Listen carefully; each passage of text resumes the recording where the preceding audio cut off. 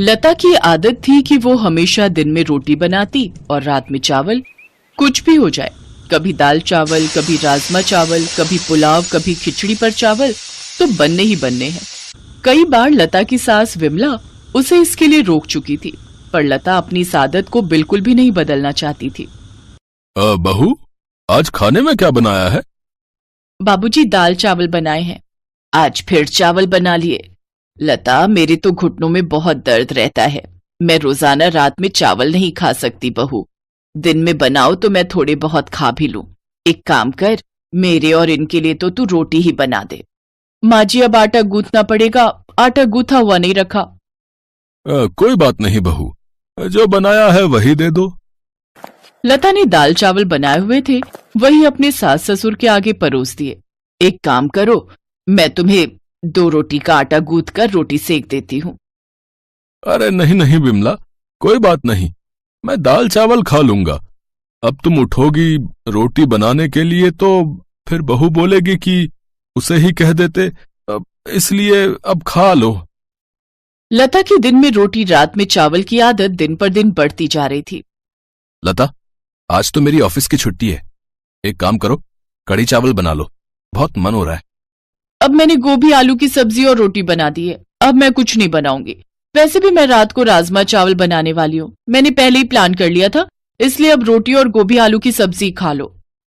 तुम सही हो, जब देखो अपनी मर्जी करती हो।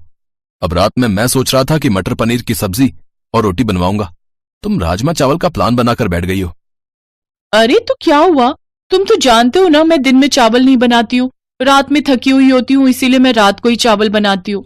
मेरे से नहीं बनती रात में रोटियां। अच्छा ठीक है, जो मन में आए वो करो। मैं माँ को डॉक्टर के पास ले जा रहा हूँ, बोल रही हैं कुछ दिनों से घुटनों में बहुत दर्द है। विमला की तबीयत ठीक नहीं थी, इसीलिए बेटा अभिनव उसे डॉक्टर के पास ले जाता है। देखिए माताजी, उड़द की दाल, भिंडी, चावल, दही वगैरह और ठंडी चीजें आपको कुछ समय के लिए बंद करनी होंगी। डॉक्टर साहब, मैं तो कोई ठंडी चीज लेती ही नहीं हूँ। ये बच्चे कई बार कहते हैं कि ठंडा आइसक्रीम और ठंडा दूध वगैरह ले लो। मैं तो दही भी बहुत कम खाती हूँ क्योंकि मेरे घुटनों में दर्द हो जाता है। डॉक्टर साहब, और कुछ खाने का परहेज? बस इन्हीं बातों का ध्यान रखें और समय पर दवाई लें। विमला अभिनव के साथ घर आ जाती है। लता, डॉक्टर ने माँ को कुछ चीजें खाने के लिए मना किया है, जिनमें से चावल भी हैं। तुम ये जो रोज चावल बना देती हो ना रात में, वो माँ को बहुत नुकसान करते हैं, इसलिए अब माँ के लिए रोटी बना दिया करो। ठीक है, बना दूंगी, पर आज खाना बन चुका है।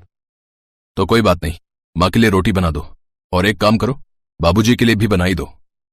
बस काम पर काम बढ़ा देते हो। लता गुस्से में रसोई में जाती है तो वो देखती है कि उसकी सास रसोई में रोटी सेक रही है।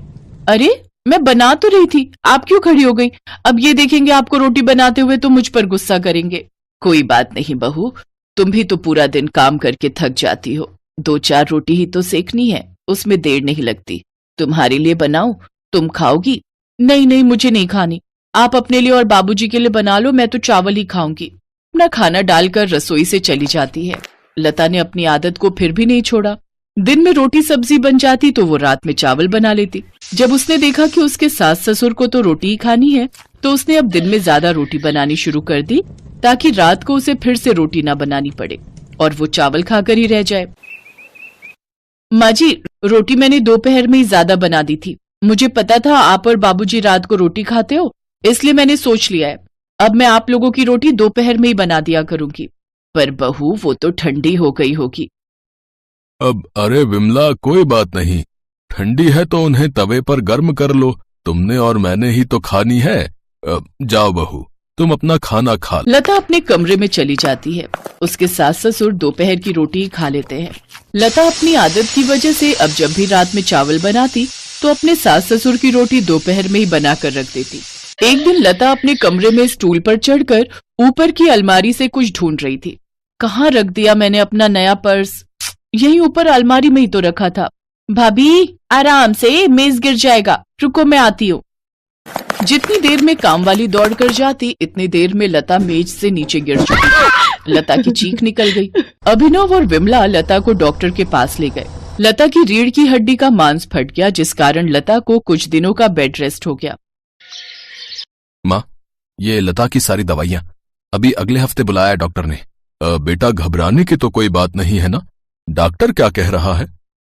पापा, रीढ़ की हड्डी का मांस फट गया है, इसलिए कुछ दिन ठीक होने में लगेंगे, लेकिन लता को पूरा बेड रेस्ट करना होगा। कमर में बहुत दर्द हो रहा है। अरे मेरी बहू तो बहुत बहादुर है, देखना तुम बहुत जल्दी ठीक हो जाओगी। मैं तुम्हें ताकत की बहुत अच्छी अच्छी चीजें बनाकर दूंगी, जिससे तुम्हें आराम मिलेगा। लता की कमर में दर्द था और ये बात उसकी सास और बाकी परिवार के लोग भी समझ पा रहे थे।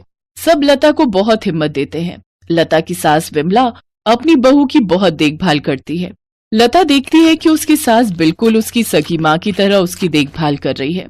उसे अपने ऊपर बहुत पछतावा होता है कि एक तरफ वो अपने सास ससुर के लिए 2 रोटी बनाने में कितना हिचकिचाती थी और उन्हें दोपहर की ठंडी रोटियां दे देती थी, सिर्फ इसलिए क्योंकि रात में उसे सिर्फ चावल बनाना और खाना पसंद था।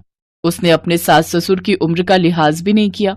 लता को अपनी गलती का एहसास होता है और कुछ दिनों बाद जब वो ठीक हो जाती है तो वो अपनी गलती को सुधार लेती है।